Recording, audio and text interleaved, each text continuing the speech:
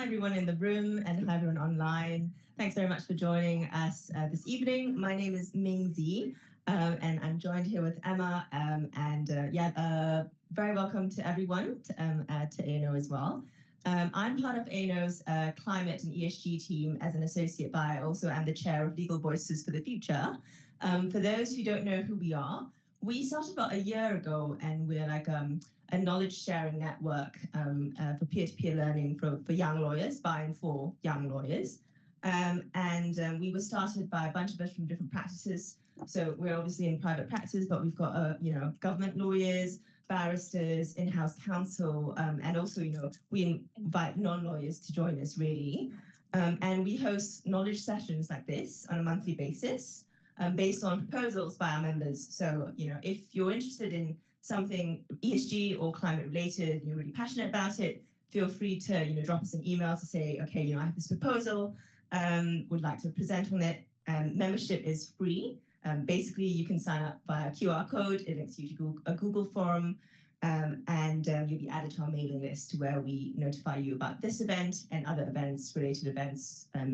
We're also partnered with the Grantham School of Climate Change at the LSE, so you get notified on their events as well. So that's us. If you're interested, you get a bunch of QR codes. Follow us on LinkedIn, subscribe to us. And this is all done out of the free time of our Legal Voices Stewardship Committee members. I think it's me and Yomna there, and Emma, and a couple of others who are joining online. So if you do have volunteering free time, do volunteer with us. We also have a buy me a coffee if you'd like to donate to support our organisation. And without further ado, please let me welcome Emma Short. Thank you so much, Mingzi, for such a great introduction. I want to begin by thanking each and every one of you for coming. The climate crisis can often feel like an insurmountable challenge or a war that we're just not winning. But seeing so many of you here this evening gives me a lot of hope, and I think gives us all reason to be optimistic. So thank you. And with that, let's talk about climate finance. We'll begin by setting the frame of reference. What is climate finance? Then we'll move to take a look at where climate finance is today. How big is the climate finance gap, for example? Last but not least, we'll talk about law. What do lawyers have to do with climate finance? How can we help to scale up climate finance? And that will lead us into our panel discussion. So to begin with a very high-level definition, climate finance is finance for activities which aim to mitigate and/or adapt to the effects of the climate crisis. As you can see on screen, this aligns with the UNFCCC Standing Committee on Finance definition. Another way of thinking about it, though, is that climate finance is the price of net zero. I would take that with a pinch of salt. Price implies that net zero is expensive, when in reality, it's much cheaper than business as usual. But in any case, climate finance is the finance flows that are required to put our plans into action. We make increasingly ambitious climate targets, and climate finance is the money required to achieve those targets. For many years, climate finance was the realm of governments.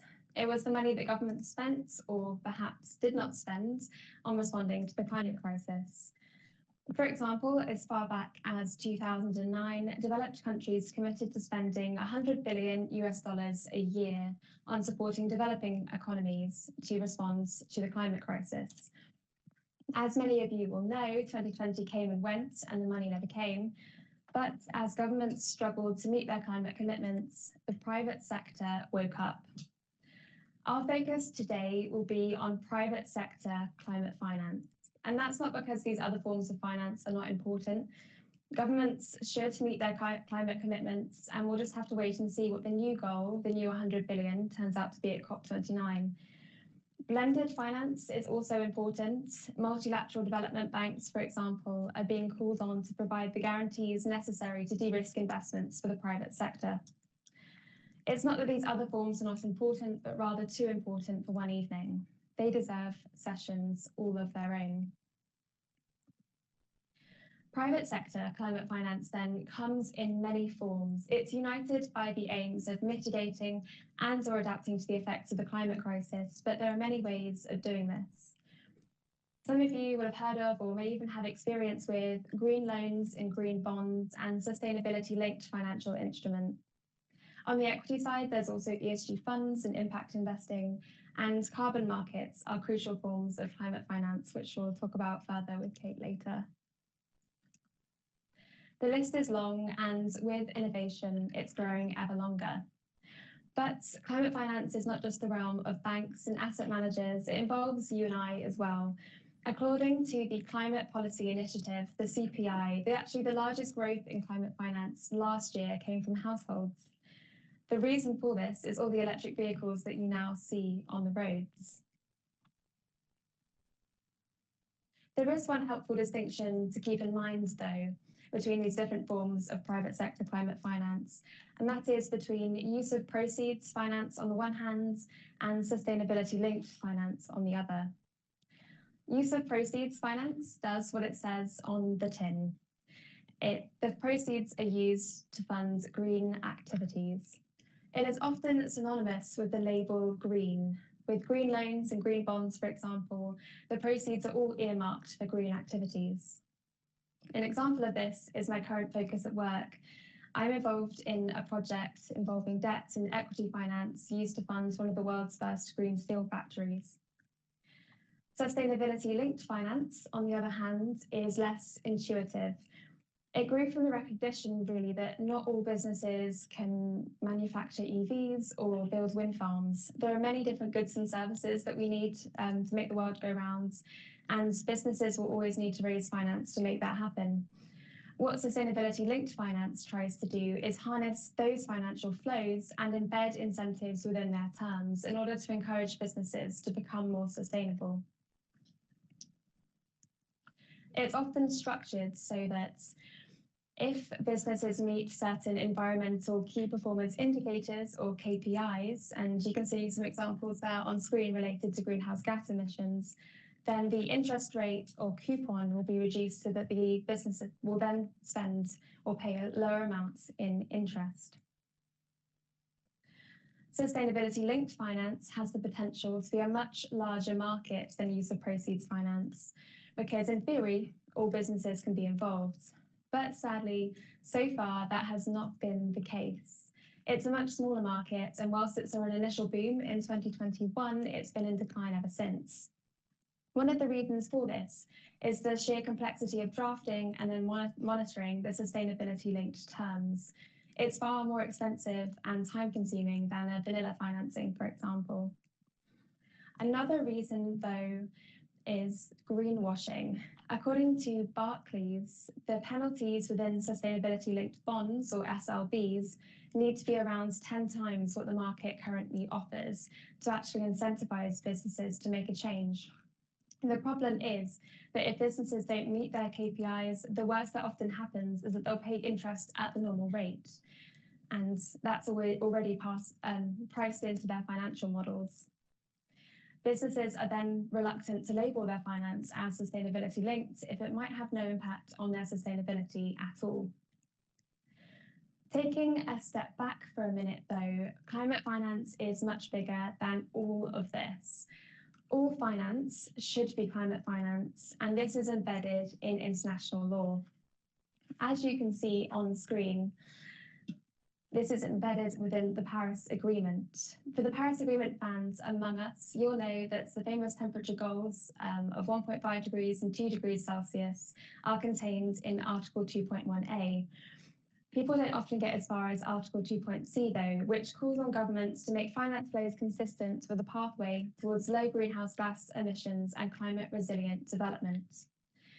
This recognises that the financial industry, like all industries, will need to transform in the future that we want to build. So having taken a look at what climate finance is, let's move on to see where it is today. There's good news and there's bad news. Let's start with the good news. The good news is that the data is really encouraging. If you need to be convinced of this more broadly, I'd recommend the TED Talk and book by data scientist Hannah Ritchie, who writes about cautious optimism, which in my opinion also applies to climate finance. As you can see on screen, climate finance has increased rapidly in recent years. In 2021 and 2022, average annual climate finance flows reached almost 1.3 trillion, nearly doubling compared to levels in 2019 and 2020. They almost doubled. Now, the CPI in these figures measures climate finance more broadly, so these numbers also include public sector finance, but most of the growth here came from the private sector.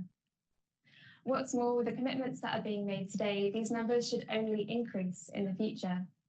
As you can see, in January last year, the 30 largest banks in the world had cumulatively committed to financing at least 870 billion of climate solutions by 2030. Let's take a look at some specific financial products in more detail. As you can see, corporate green bonds hit a milestone last month. Cumulative issuances topped $1 trillion US, just over 10 years after the first corporate green bonds was ever issued. And there are some further stats there on the equity side. PwC reports that by 2026 at the latest, ESG-related assets will constitute around 21% of total global assets under management. Now, that's a lot of big numbers, and they should also be viewed in the context of really challenging economic circumstances. Most forms of finance have struggled in recent years due to factors like international conflicts, the lasting effects of a global pandemic, which brought the global economy to a standstill, and consistently high interest rates. So why has climate finance grown so much in recent years? If we can understand why, then we might be able to replicate this and scale it up even faster. I don't think there was a single catalyst, but rather a series of gradual shifts. Two in particular come to mind. The first is Larry Fink's letters to CEOs. Now, for those who might not know, Larry Fink is the CEO of BlackRock, the world's largest asset manager, and as such, his letters influence trillions of dollars in assets under management every year. Over time, he's gradually made a stronger economic case for climate finance. For example, in 2020, he wrote that climate change had become a defining feature of companies' long-term prospects, and as such, we were stood on the edge of a fundamental reshaping of finance. Some of you might know that he's somewhat changed his position on this since then, and that might be something that we cover in the bad news. But in the meantime, another example of the shifting landscape of climate finance are the UN climate negotiations. And a turning point really happened at COP26, or what is often referred to as the climate COP. The Glasgow COP was described in a UN blog as the moment when the private sector promised to lead. It was the first time, really, that private institutions became so interested in UN climate negotiations. They also made some really impressive climate commitments. Mark Carney, the former governor of the Bank of England and current UN Special Envoy for Climate Action and Finance, started the Glasgow Financial Alliance for Net Zero, or GFANZ. And you can see some pretty impressive numbers related to GFANZ on screen.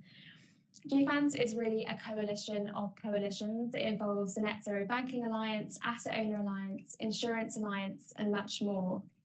It's a way for the industry to get together to scale up ambition and also troubleshoot problems that are preventing the transition. So the COP26 and GFANZ really marked the moment that the financial sector was no longer willing to wait for the government to pass environmental regulation. Climate risk had become financial risk and also the greatest economic opportunity of our time. And as such, financial institutions began to set the climate agenda. However, I also mentioned that there was some bad news, which unfortunately we're going to have to turn to. Let's take another look at that green graph that you saw at the beginning, showing the impressive rise in climate finance, but this time in the context of our global climate finance needs. So there it is, you can see on screen, and that same impressive green curve is sadly merely a fraction of our global climate finance needs in order to reach net zero.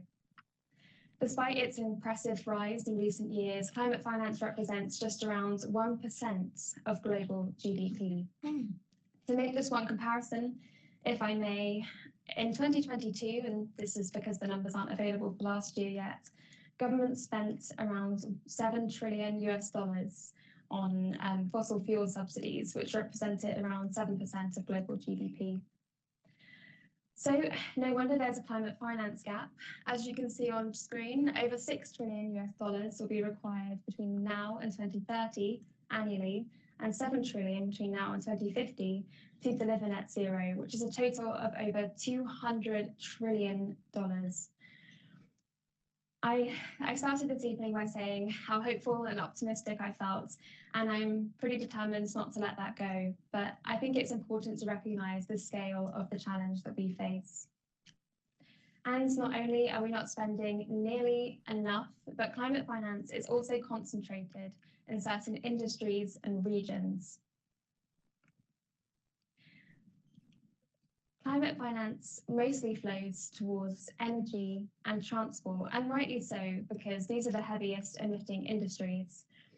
But the next two largest emitting industries, agriculture and heavy industry, receive less than 4% of global climate finance. Climate finance is also concentrated in developed economies, when it is often developing economies who have greater financial needs and are also most vulnerable to the effects of the climate crisis. And as a result, the 10 countries most affected by climate change between year 2000 and 2009 received less than 2% of total climate finance. Furthermore, with each year that we don't do enough, it becomes more expensive to do enough in the future. Circling back to what I said at the beginning about the price of net zero in comparison to business as usual, I have just one more graph to show you. In the middle there, the pink column shows our global financial needs in terms of climate finance in the next century, if we manage to keep warming below 1.5 degrees Celsius. In contrast, the red column on the right shows how much we would need to spend in a business as usual scenario. That means that the off-white column there in the middle is how much money we can save if we keep warming below 1.5 degrees. In other words, those are the financial losses of inaction. This graph resonates even more for me now that 1.5 degrees feels so much further out of reach. To make matters worse, we're currently experiencing an ESG backlash, mostly in the US. As you can see, last year, Republican lawmakers in 37 US states introduced 165 pieces of anti-ESG legislation. This covers things such as preventing asset managers of state-owned funds from even taking the environment into account in their investment decisions. As I mentioned before, Larry Fink, the same man that said that we were stood on the edge of a fundamental shift in climate finance, has now stopped using the term ESG for fear of it becoming a political weapon. What's more, just 2 weeks ago, the SEC put a stay on its climate-related disclosure rules. This followed 9 different legal challenges, 2 of which were related to climate action. People were arguing that they actually weren't stringent enough, but nevertheless, 7 argued that they went beyond the SEC's authority to protect investors and their returns. And many of you will have seen the stories broken by The Guardian last year in relation to the voluntary carbon markets and the credibility of voluntary carbon credits. I won't go into much detail now, as we'll cover carbon markets in more detail during the panel discussion, but it suffices to say that certain climate-related financial products have seen their share of scandals. So, in the face of such a big climate finance gap and the ESG backlash, what can we do? Very helpfully, many of you will have seen, the Executive Secretary of the UNFCCC, Simon Steele, gave a really brilliant speech on this very topic just last week at Chatham House. He said that the quantum leap in climate finance this year is both essential and entirely achievable. Every day, finance ministers, CEOs, investors, and bankers direct trillions of dollars in capital. It's time to shift those dollars from the energy and infrastructure of the past towards that of a cleaner and more resilient future, and to ensure that the poorest and most vulnerable countries also benefit. He added at the end that the next 2 years will be decisive as to whether we can avoid some of the worst effects of the climate crisis. In other words, we have just 2 years to save the world. I'm standing here today because I believe that we can close the climate finance gap. I'm tired of people saying that it's too expensive. As Simon Steele recognises, the world is awash with capital, and it is our task to make sure that it flows in the right direction. Renewables, for example, are now mostly cheaper than fossil fuels, and investment in renewables has exceeded fossil fuels since around 2019. It is our task now to direct financial flows to protect the planet, ourselves, and the global economy. And as we will see, lawyers have a leading role to play. When people think about law, they often think about rules or what you're not allowed to do. People underestimate the positive effects of law and what it makes possible. Law is the bedrock of financial markets. Underlying even the most complex trades are contracts which hold people to their promises. It's time to use that power now and direct it towards climate finance. To give just a couple of examples, and this is something that we'll talk in much detail about in our panel discussion, which will follow. For many years, investors knew very little about the environmental metrics of their investments. And if they did receive any information, this was often untrustworthy or impossible to verify or compare between investments. Laws such as disclosure-based obligations and taxonomies can fix this. Incomplete information is a well-known market failure and leads to suboptimal decisions. To give just one example, the Corporate Sustainability and Reporting Directive, CSRD, as you can see is one of the examples on screen, just started coming into force in the EU. Under CSRD, companies must disclose both the impact of the environment on them and their impact on the environment in what we call double materiality. This in turn must be in accordance with the EU taxonomy regulation, which defines and creates a common understanding of what we mean by sustainable. The purpose of CSRD and of disclosure-based regulations more broadly is to ensure that investors have reliable information so that they can invest in the climate leaders of tomorrow. Law then has great power to control financial markets. Since 2008, laws such as capital adequacy requirements have reduced systemic risk and kept us safe. We need regulatory transformation on the same level as 2008, and it is already underway. But this time, there is one key difference, and that is that we cannot learn from our mistakes and regulate afterwards. Post-climate crisis is what David Wallace Wells would call an uninhabitable Earth. There is no chance to learn from our mistakes. This time we must regulate ex ante, and for this reason, regulations such as transition plans and scenario analysis are key features of many national climate policies. This, though, is all at the systems level, and many of us here, maybe in private practice, in-house, or other forms of professional services, if not lawyers, we work at the transactional level, and the importance of this should not be underestimated either. Clients come to us with ambitious climate plans, for example, to enter new carbon markets or to issue new forms of climate finance, and it is our task to make that happen. This is no easy task, and the very nature of innovation means that there are no legal precedents for new climate solutions.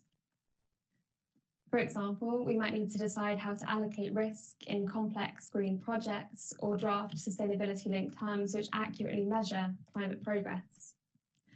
But in the face of such a large climate finance gap and ESG backlash, we must rise to this challenge. And with that, that will lead us quite neatly into our panel discussion. I'll invite Kate, if you're ready, to join me at the front. And if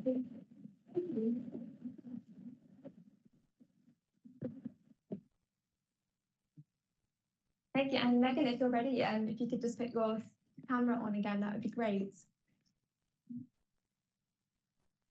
Thank you. Hello, hopefully you can see us okay. We can all see you.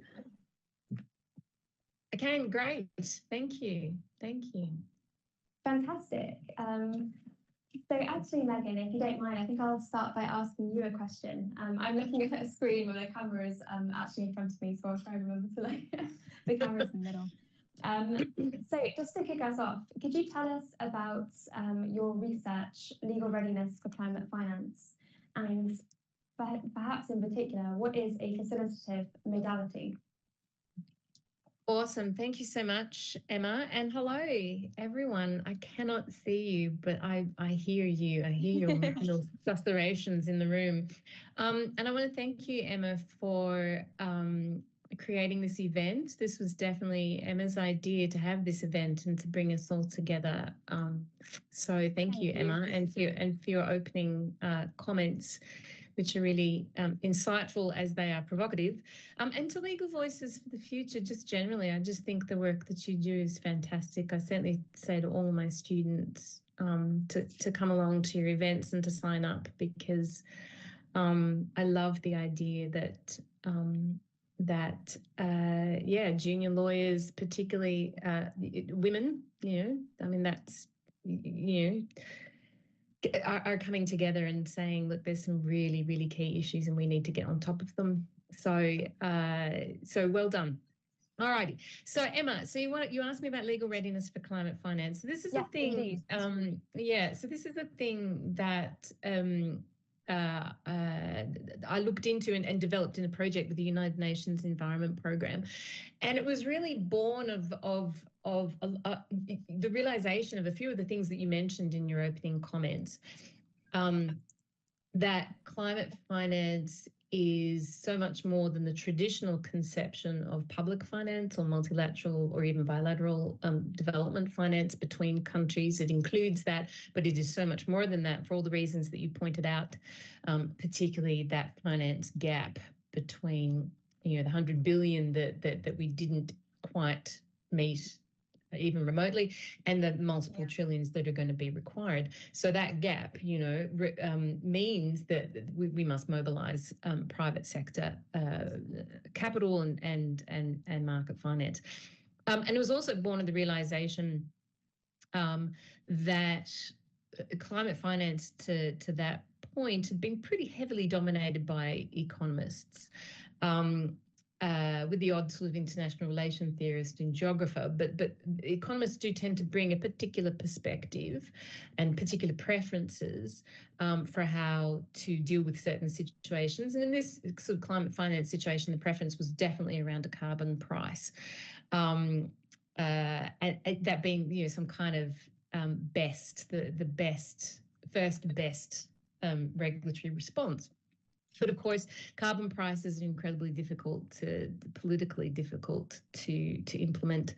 And in the short time frame that we've got, that you have so starkly illustrated to us, we really need all hands on deck, and we need a suite of complementary regulatory tools working together.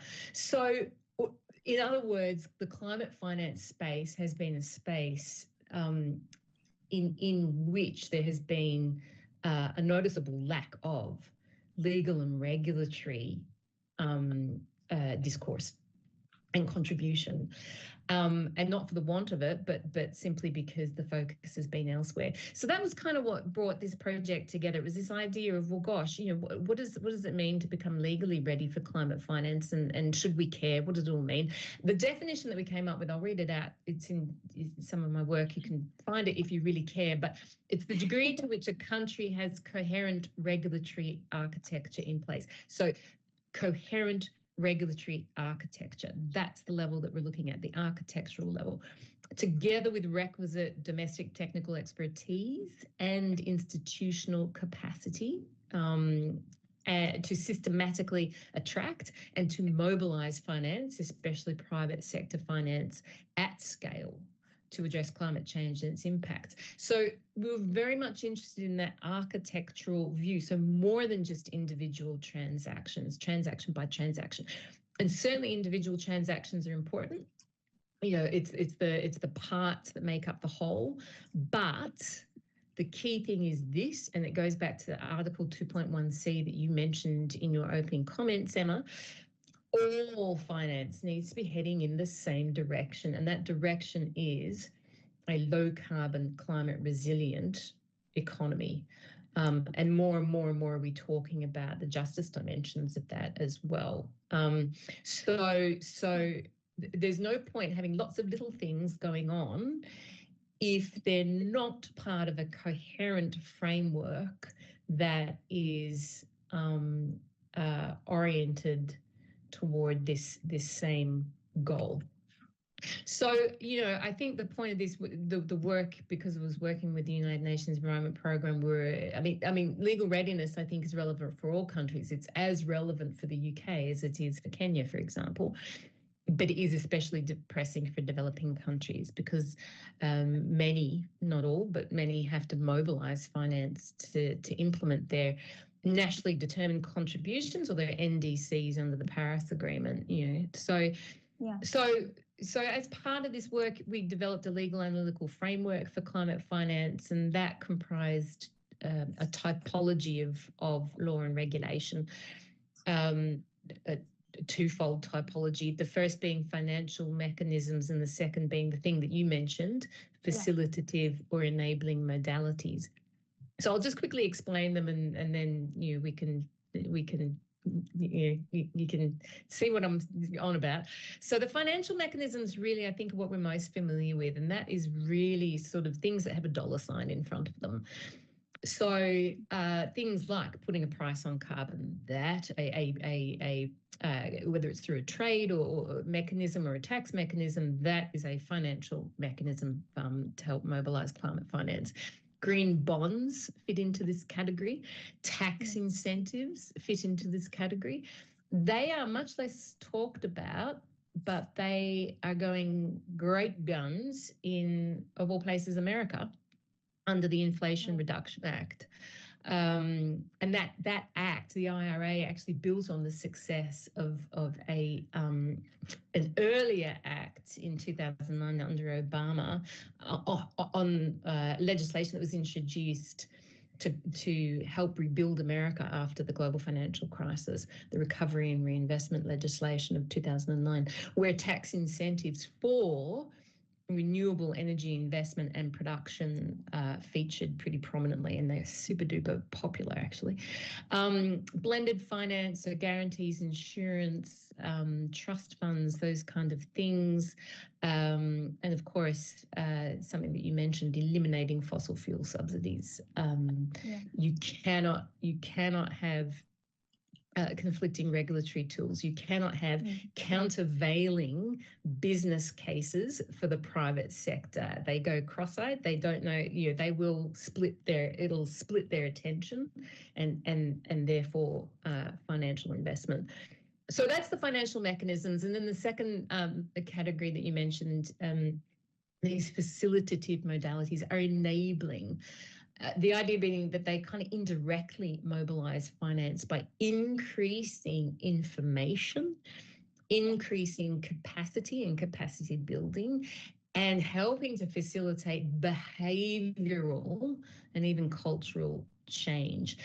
And these things include things like climate-related financial disclosure, prudential regulation by central bank supervisors, labelling and taxonomies, and matchmaking and training schemes, and more, I think we'll see sort of due diligence and transition plan frameworks. And importantly, the work showed that both of these things, the financial mechanisms and the facilitative modalities, are both essential and complementary for moving the money at scale, which was a pretty big finding actually, because up to that point, no one had even really thought. First of all, facilitative modalities have only taken off since doing this research back in 2018. Reporting legislation has just gone gangbusters around the world in the last several years. Taxonomies, ditto. Transition planning is now coming into scope. So So more and more are we realizing the importance of increasing, knowledge, know-how, information, capacity, in order to make the actual dollars flow. So that was a really big thing. And then I think just the two other things that came out of that project that are relevant were the legal forms that those different financial mechanisms and facilitative modalities can take, that it's not just in legislation, but that we find it in a suite of regulation. So it could be prudential regulation, it could be financial regulation, could also be corporate regulation, environmental regulation, a whole sort of different subset of rules and regs in addition to legislation. And also we found these things just in contracts.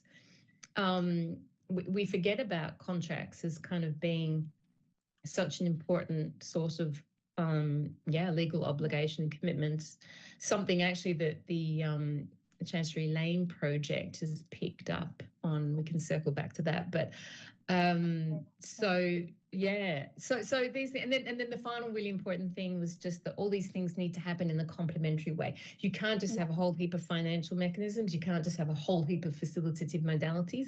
They need to be kind of hand-picked and interwoven in a complementary and supportive way, and when something that I call an integrated regulatory framework. And so suddenly we realized that, in fact, the legal and regulatory dimensions of climate finance are crucial and for helping money to flow at scale to where it is needed most. Yeah. Thank you so much, and for outlining your research into the legal readiness for climate finance, and then the two different sub aspects of that, the financial side and then the enabling side too. It's great to hear about that. And I should briefly add, and now we can see on screen, I had realised that I had not put the right slide on for our panel, which contains information about our two brilliant speakers. So hopefully that will do the talking for me in that respect. But yes, I should say a formal thank you for being here in that respect. But thank you again for that really helpful response. I think we should go into a bit more detail, if you don't mind, and talk about some of those different modalities. And for example, this is something that I spoke about a little bit in my introduction, but I was hoping you could give us some more backgrounds and perhaps an update on disclosure-based regulation from your experience and the power that holds. Yeah, good, all good questions. So disclosure is super duper interesting. As I mentioned, it's just sort of proliferated in the last several years in an explosion of paperwork and excitement. It is the G20 predominant regulatory tool in the climate finance space. That might surprise you, but it's kind of it is. So in Europe, certainly it began with the 2018 Sustainable Finance Action Plan, which was Europe's, part of Europe's response to the Paris Agreement. And within that Sustainable Finance Action Plan, there are a number of different points that Europe wanted to hit, but certainly disclosure and reporting regulation was one of them. So all the things that you mentioned, the Corporate Sustainability Reporting Directive of 2023, the Sustainable Finance Disclosure Regulation of 2021, the new Corporate Sustainability Due Diligence Directive, the CSDDD, agreed to in December, but undergoing some political vicissitude as we speak. Yes, but that, so that's... And then, all of this is part of the European reporting framework. In the UK, of course, we've had economy-wide reporting, all the links in the investment chain kind of triggered in relation to new climate-related reporting. So new law, new regulations under the Companies Act, FCA rules, Pension Schemes Act, to sort of trigger off, in the words of the UK government, and economy-wide sort of domino effect. And they really began with, sort of in 2021 around COP26 that you mentioned, Emma, which was a really high point for the UK. It really was.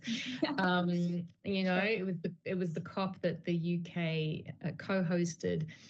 And the UK really came out all guns blazing with the statement that they want of the UK will become the sustainable financial centre of the world. Anyway, that was 2021. So certainly reporting. So we've had all this, and I haven't even mentioned the rest of the world. So it's all happening around the world. If I had maps, I'd show you how sort of the lights are beginning to flash all around the world in relation to disclosure and reporting. And certainly, you might be sitting there going, well, why? There's some good reasons for that. It is a very sort of logical first step, actually. It's a very logical and an arguably necessary first step in terms of getting data that up to this point we haven't had. Exactly. So that notion of kind of producing information and then getting that information out into market. So it's a transparency sort of issue as well. And the idea is that one of the logics behind disclosure is that the more information in the market that investors have, the more informed their decision making can be. So the greenness or otherwise of a company or an asset, once that is sort of revealed to the market, then investors, clients, customers, they can make informed decisions about where to put their money, and then you get theoretically this kind of virtuous circle cycle where the more green that something is, the more investment it will get, the more green things there will be because they want more investment themselves. So it's this kind of reinforcing beautiful loop, apparently. But certainly the research that I've done most recently, it was under a Leverhulme Fellowship focusing on central banks and financial regulators in the EU and the UK and the net zero transition, actually showed that there is a number of limits when it comes to that logic, that theory of reporting, and the efficacy of it for doing what we want it to do in order to facilitate a net zero transition. And there's a whole heap of different reasons for that. I mean, in short, interestingly enough for us in the room, the legal form of disclosure reporting can be important.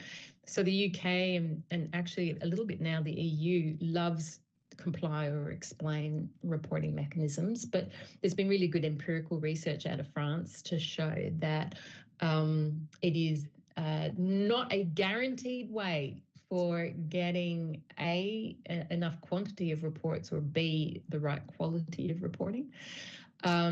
We see other jurisdictions like New Zealand, for example, just saying it's an absolute requirement. You must report, and these are the things you must report on.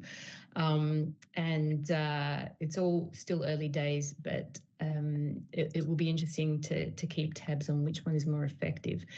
We have issues around data availability and quality, and we also, and I think this is really crucial in this space, massive time lags and know-how gaps between when the idea of a piece of legislation is dreamt up, then the actual passing through of that legislation, then the actual implementation of that legislation or those rules, then the companies conforming with it, then the regulators reviewing it and putting out their feedback about how good or bad it is, then the company's having another go in the next reporting cycle, then the more review. So we're talking about a multiple year process when it comes to disclosure and reporting. It's something we kind of forget. And really the conclusion of that research was simply this: you cannot green an entire economy through disclosure alone. That is the key message. So then the question becomes, well, what else do you need to do? Well, you need a bunch of other complementary tools. That goes back to the integrated regulatory framework that I spoke about earlier. And behavioural change and cultural change, you need what we're beginning to see now, increased litigation and accountability. So we can circle back to that as well. So yeah, exciting stuff. Yeah, that raises so many questions for me about the other types of tools that we might need to see. But in the interest of time, I think I might just ask you one final question. And for the benefit of our audience, we will be opening up to audience questions at the end. So if you have any follow-up questions for any of us, then please do keep them, and we'll be moving around at the end, and there'll be a chance to ask all of those, because I know, yes, Megan, that your answers so far, I've got so many other questions that I would love to ask you this evening. But to ask just one more focused question about some different types of tools. You mentioned that kind of transition plans and scenario analysis are some fairly new regulatory tools in this space. So I was hoping perhaps you could share some more about that and how they work, perhaps why these other forms have been overlooked in the past and their potential moving forwards. Yeah, great. So I'm just going to focus on transition plans, actually, because I think that they are definitely the space to watch.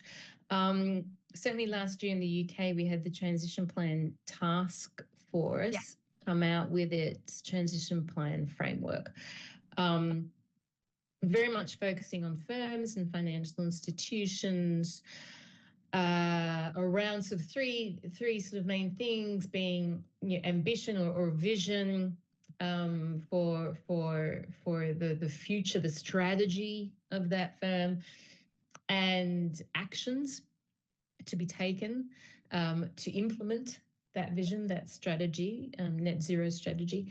And then thirdly, accountability, how that strategy would be measured and monitored and reviewed and communicated.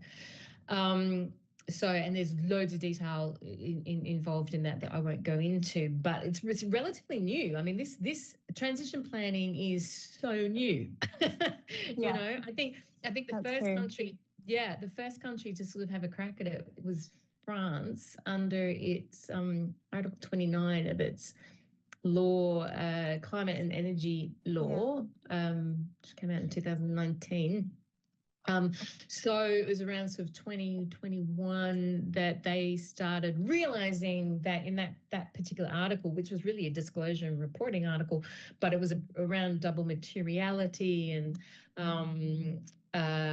around milestone planning and so forth. And then they realized, wow, essentially you need to have a transition plan to be able to acquit this article in this legislation. So France sort of inadvertently has been a little bit of the guinea pig, but that was only really since sort of 2020, 2021. So only the last couple of years. I mean, it's so new. But it's really important because, as you mentioned, Emma, GFANZ, I mean, that's coming under some scrutiny now. It's very easy to say, well, we'll be net zero by 2050 and then do nothing. And more and more, are we seeing greenwashing claims and attention of regulators to really increase accountability and ambition in this space. And I would add, we need not just firm, so we do need absolutely, definitely firm and financial institution level transition plans. Yes. We also need national level or government level transition plans, because it's the governments that have this kind of overview. If we go back to that notion of the architectural approach, if you want a whole of economy approach, you want your whole country to go to net zero in time, then you need a whole of country plan for how that's going to happen, and oversight and strategic direction. And that actually is a current project that I'm working on with some fantastic people from the private sector, a former regulator, and a couple of other academic institutions at Columbia, and also the Grantham Research Institute, the LSE, working on this kind of thing that we've called integrated transition planning, because we're going to need both. quite frankly. Something that I think Client Earth has already sort of recognised, and other NGOs in taking the UK government to court for not being ambitious enough in its planning. But this notion of, integrated transition plans, bottom up from the firms and financial institutions, then top down from the government, so that you have a whole of economy, whole of nation approach to net zero. Don't see how it's going to happen otherwise. That's great. Thank you so much. As I mentioned, I think we should leave things there for now, and we can resume at the end with some questions, hopefully from our audience. But I know that I have many more. But thank you so much for giving an overview both of, popular regulatory tools such as disclosure-based obligations, and then also the new and upcoming corporate transition plans, for example. But I'll move now and say a warm welcome to Kate. Well, thank you so much for being here and being here in person as well. For those of you that don't know, perhaps, during my first seat here at A&O, I was lucky enough to work with Kate. And a bit of our work involved carbon markets, which is one of Kate's main focuses. So I think to kick things off, could you explain really how carbon markets work? Definitely took me a while to get my head around. And in that, you could perhaps outline the difference between mandatory and voluntary carbon markets. Yeah, sure. So listen, carbon in of itself is an extremely complicated topic, and we could dedicate a whole day's session just explaining what carbon is. So I'm going to try and do my best to do this as succinctly as possible in the time that we've got available. So at a very, very, very high level, a carbon market is basically a market in which buyers and sellers come together in order to trade units, each of which relate to essentially a quantity of carbon. And these units, depending on which carbon market you're operating in, are described in different ways. So I'm sure many of you will have seen in the press references to carbon offsets, carbon credits. They're also sometimes called emissions allowances, emissions reduction certificates. There are so many different names, but essentially what they are units representing a quantity of carbon. So just to give you an example, the European Union has an emissions trading scheme under which it issues EU emissions allowances, and each of those allowances are equivalent to 1 tonne of CO2. And these units are traded in these carbon markets between buyers and sellers, and they have a price and therefore an intrinsic value. But it's important, I think, at this stage to recognise that there is no one singular global carbon market that applies across the world. And in fact, what we have is essentially a distinction, as you mentioned, Emma, between, on the one hand, sort of compliance carbon markets, which you may also hear referred to as mandatory carbon markets, and on the other, you have voluntary carbon markets. And that distinction is important because the way that those two types of market operate is very different from an operational perspective, legal perspective, administrative perspective, but they are also designed to achieve different aims. And I think that is something that when you read about carbon offsets and carbon markets in the press, that's not something that's always readily apparent. So it's a key distinction to bear in mind. So let's talk a little bit then about what the differences are. So compliance markets or mandatory markets, these are typically created at a state or a government level. And so they're normally underpinned by legislation, which gives rise to their existence and will set the rules in terms of how they work and who has to participate in them, hence the name mandatory or compliance carbon markets. If you're a participant in those markets, you don't have a choice, you have to participate in them as a matter of law.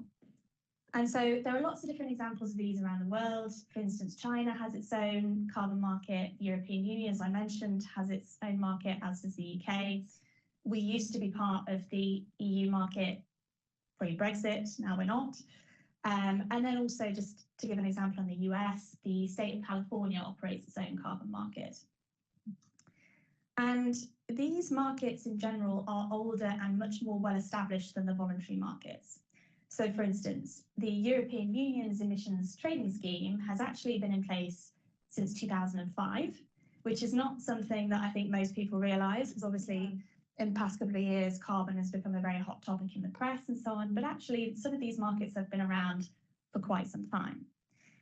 And the purpose of these markets is typically to encourage and incentivize the participants to reduce their carbon emissions.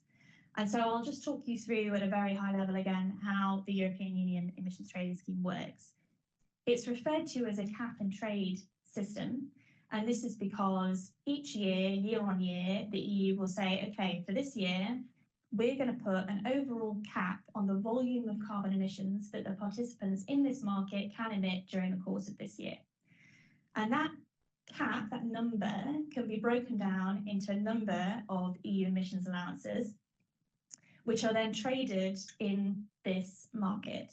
And as a participant in this market, you have an obligation every year to surrender a number of emissions allowances that are equivalent to the volume of your carbon emissions. So you need to get in, buy in somehow enough allowances to make sure that you're matching your carbon emissions for this year. If you don't do that, if you fail to surrender sufficient allowances, then there are quite significant fines imposed by the EU on you for that failure. And so then that begs the question, okay, if I am a participant in this scheme, how do I go about getting these allowances? There are two ways, principally, in which people can get these allowances. The first is by auction. So the EU will hold an annual auction, auctioning these allowances, and people quite literally bid for them. But the sort of second, the much more common way of obtaining these allowances is in the market by purchasing them from other participants who may have a surplus. And that's where sort of my practice comes in. I'm a derivatives and structured finance lawyer, and it just so happens that the contractual basis on which parties buy and sell these allowances is typically by way of derivative contracts. And so the ethos of this scheme is that each year, the overall cap on allowances gets reduced. And so therefore, consequently, the number of allowances available to buy in the market also reduces over time. And the theory is that the price of those allowances then increases.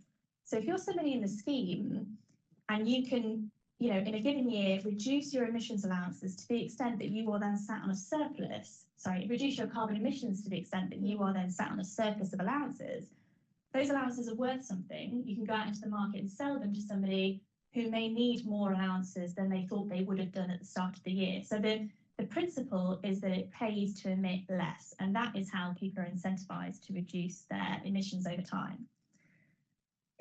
So that's a whistle-stop tour of the cap and trade mandatory carbon scheme.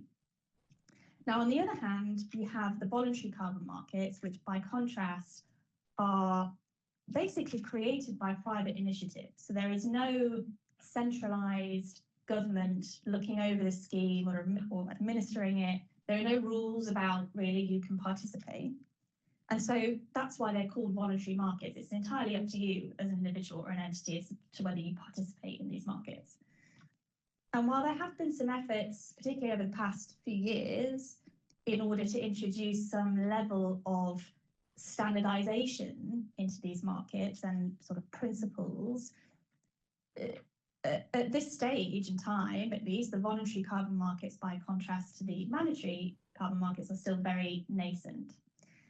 And so, in fact, the purpose of the voluntary markets, again, at a very high level, is to basically allow carbon emitters to offset their carbon emissions by purchasing credits that are issued by projects, the purpose of which is to reduce or remove carbon from the atmosphere.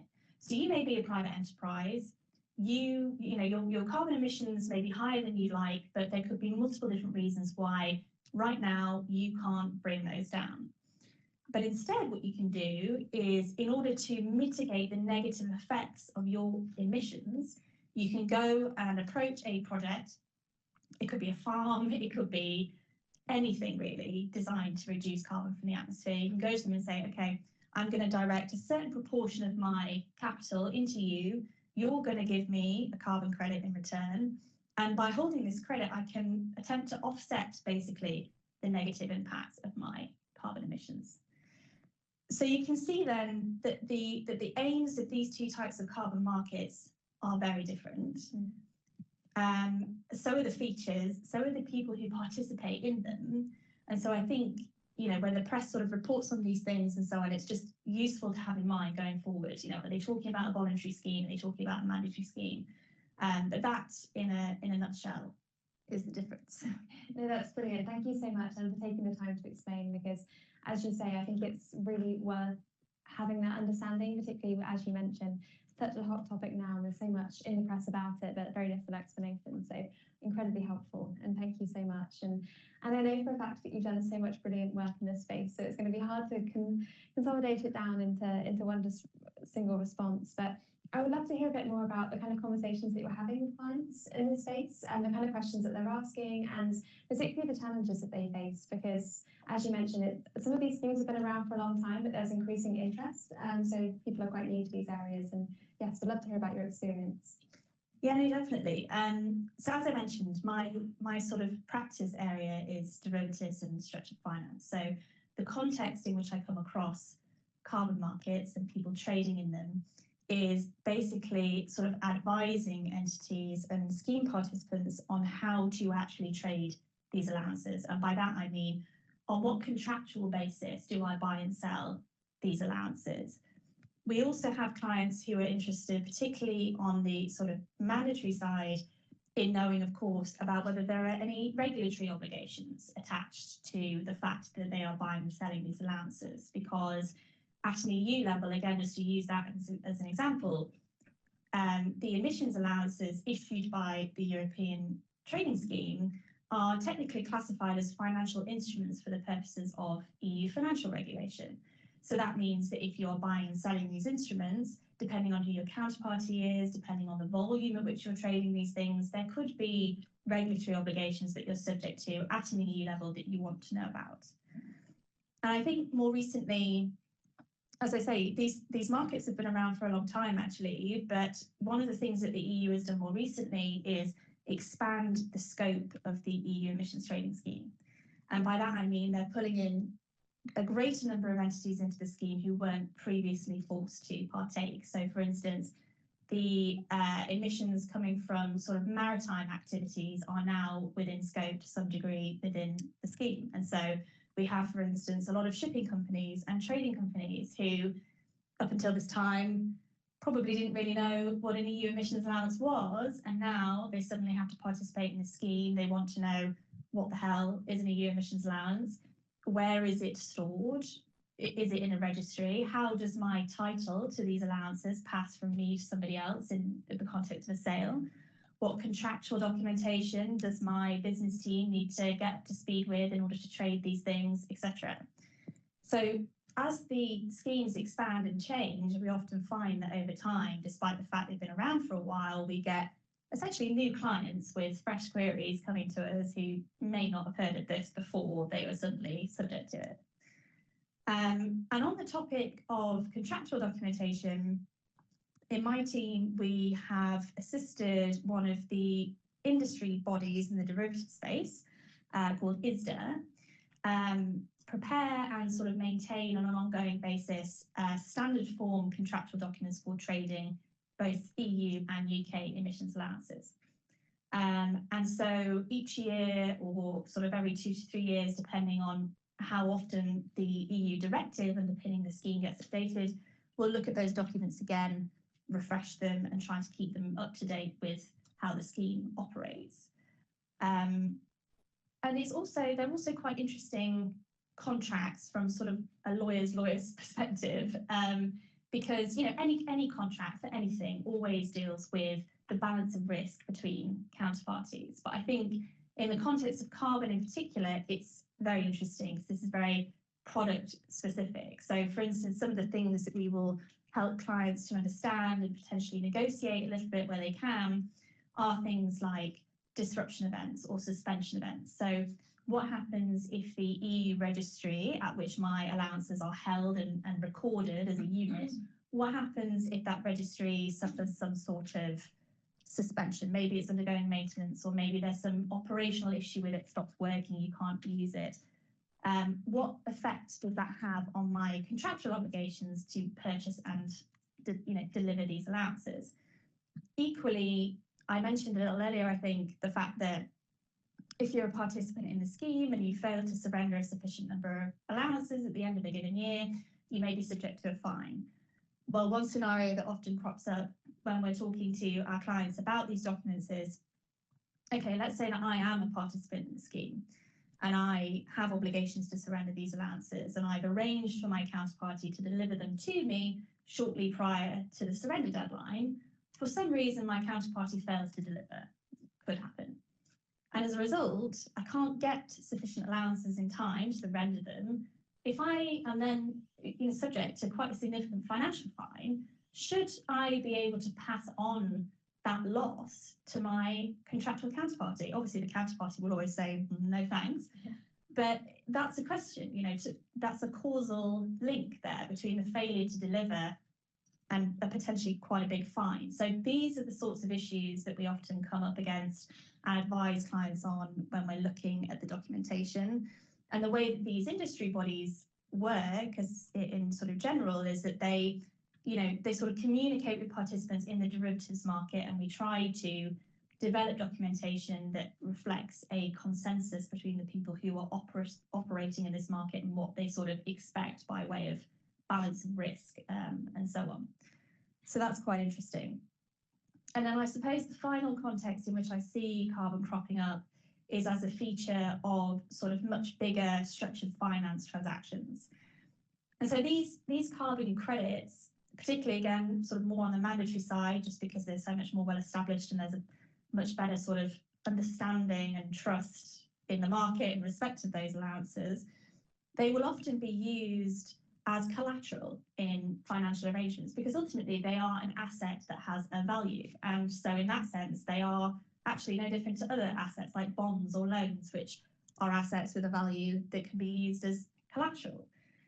And so then that in turn gives rise to interesting questions because unlike bonds and loans, where, typically speaking, people understand what they are, as in what they are from a legal perspective, how to take security over them, that's something that because, carbon is relatively new in terms of people looking at them and thinking, okay, can I use these as collateral in my financial transactions? That gives rise to lots of interesting questions that haven't really been looked at previously in terms of carbon. So for instance, if you are trading EU emissions allowances, let's say that those allowances are sat in a registry account in Germany, your counterparties to this financial transaction are not German, let's say they're from 2 other different EU countries, and then the contracts that govern the arrangement are English law governed, suddenly you've got multiple different jurisdictions involved, an asset whose legal nature is determinable from an EU law perspective, but you have to sort of analyse this and think, okay, there are all these different jurisdictions, what impact does that have on my ability to take security over and enforce my security over these assets? And obviously these are things that you would look at as part of any financial transaction involving assets, but it's just that from a carbon perspective, it is all quite novel and new because this is really, in the past sort of, I'd say 5 years or so, people are looking at carbon credits more as a sort of viable asset in terms of using it for collateral and so on in financial transactions. So that is something that we sometimes see as well. So that's kind of, again, broad brush summary of the scope of my involvement with carbon. No, that's brilliant. Thank you so much for that. And with that, I think conscious that our audience has been brilliant at listening to everything so far, and it really is an overload of information. I know that so much is changing all the time. I would like to open to audience questions at this stage. So if anyone has any questions, please do raise your hands. We'll have a roving mic walking around just in case you need help, but we also have mics kind of throughout the room. So does anyone have any questions at this stage?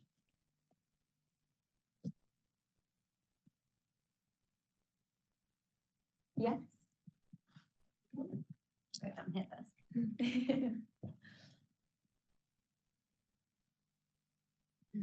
Thank you very much for your presentation. I have a question for Kate, and I would like to know, how do you think the market of sustainable linked derivatives will develop in the next years? Because I have like several perspectives on that. There are like people thinking that it's not like a real place for like green finance. Other people think so. So I would like to know your perspective on that. Thank you very much. Sure.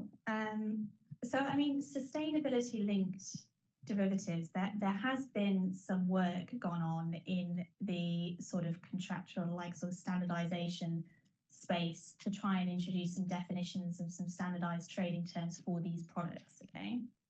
But the problem, or the perceived problem with sustainability-linked derivative transactions is that they are all inherently quite bespoke, which in the context of the derivatives world, in which we have lots of sort of freely tradable, highly liquid, very vanilla derivatives contracts, is something that's quite unique. So if you have a derivatives contract, and within the terms of that contract, you know, the return to one party is based on, I don't know, the satisfaction by a particular company of very specific KPIs, that's fine. And I think that may work for you and your counterparty. But when you're trying from a derivatives perspective to work out the, I'm going to talk in derivatives speak now, so apologies for those of you who aren't very familiar, but when you're trying to determine the closeout value of that contract, it's quite difficult to value, because when you're trying to value derivatives contracts, the idea is, okay, you look at all the cash flows under the contract,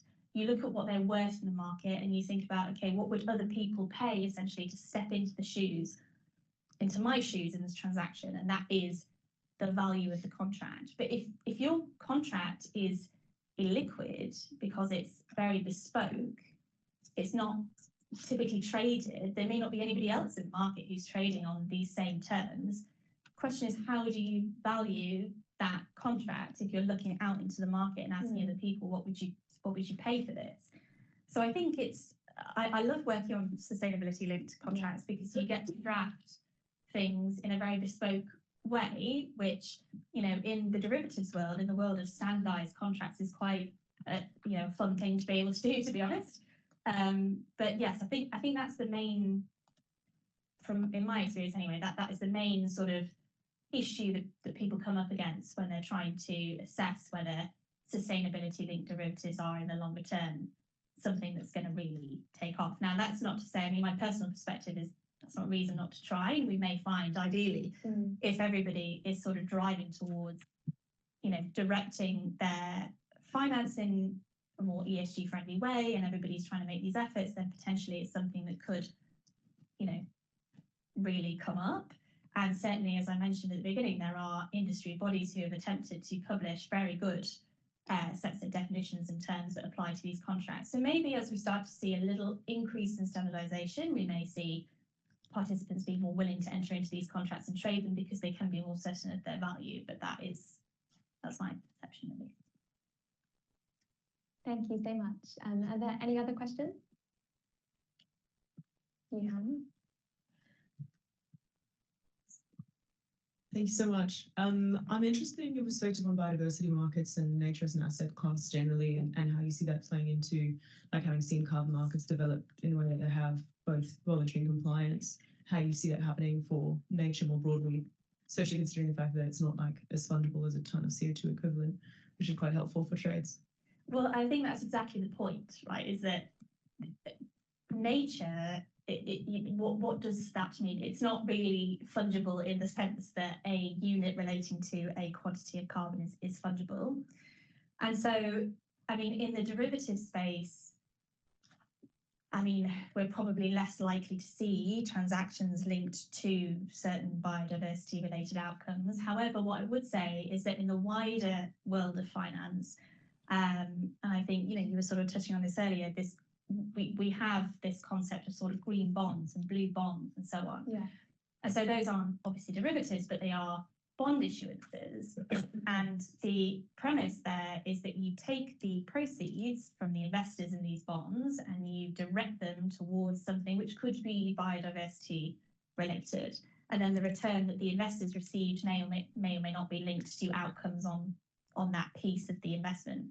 But I think that's probably more where I see finance relating to biodiversity is more in that kind of green, blue, ESG bond space, just because that's then more of a question of sort of use of proceeds. And as long as there is sufficient disclosure, as Megan was saying, which is a topic all of its own right, but disclosure around how your investment is being used, there is transparency around the outcomes of whatever project those proceeds are being invested in, I think that's probably more, I think sort of bonds and biodiversity probably go more in like hand in hand than derivatives and sort of biodiversity, if that makes any sense.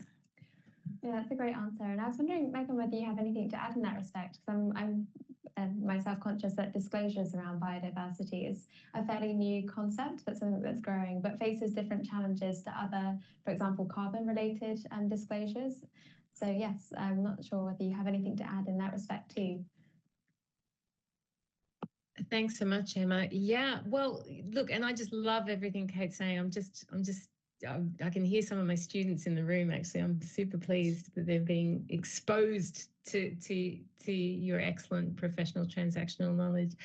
Well, I think just 2 points to make really. The first is that, yeah, biodiversity. The how and where to get finance to flow for biodiversity has not been as easy a sort of a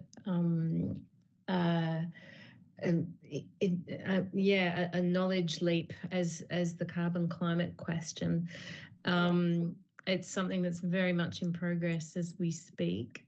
And certainly there's been the task force for nature finance disclosures, the TNFD, which was sort of the concept behind that was modelled off that for climate disclosure, the TCFD. But of necessity, that as Kate's kind of pointed out, we're talking about slightly different animals, so to speak. And what I do find interesting, though, the second point that I want to make is that well, I should finish off that first point, which is doesn't mean it can't be done. It's just simply a work in progress. And again, this is so new. I mean, the biodiversity nature space is super duper new, even newer than the climate disclosure space. So it's really new. It's just sort of beginning, arguably. The second point to make is that some really interesting legal work is being done around something that's linked to finance, but not with the dollar sign in front of it. And that is directors' duties around nature and biodiversity. And certainly, you know, a recent legal opinion has been sort of created and circulated, convened by the entity called Pollination, in relation to directors' duties and nature-related risks. And picking up that point that arguably they're even more compelling in some ways for some firms than climate and carbon-related risks, because you know, biodiversity in nature can be very, very locale specific. So some corporate entities and financial entities will really be you know, really susceptible to that type of nature and biodiversity risk. And the message is very much that it needs to be discussed in board meetings. It needs to be deliberated on. Those risks need to be identified. And then a management plan put in place, and they need to be communicated. So really important. I think the law actually in this space is making some incredible strides. That's great. Thank you. Now, in the interest of time, I think we may have time just for one quick question, if anyone has, I say quick question, there's no easy answers in this space, unfortunately, but if there's any other questions from the audience, we've got room for just one more.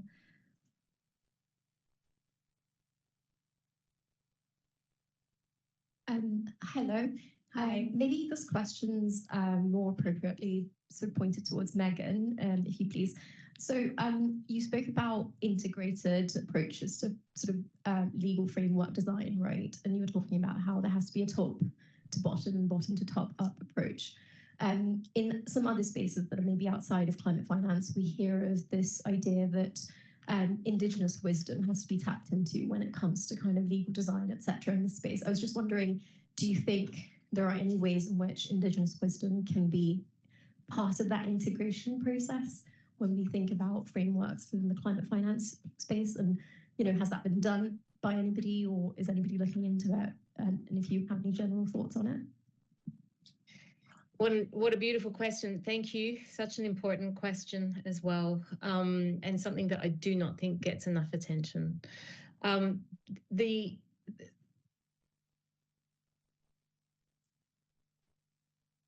dimensions and the justice dimensions of climate finance, I think, have been under discussed and under contemplated to date.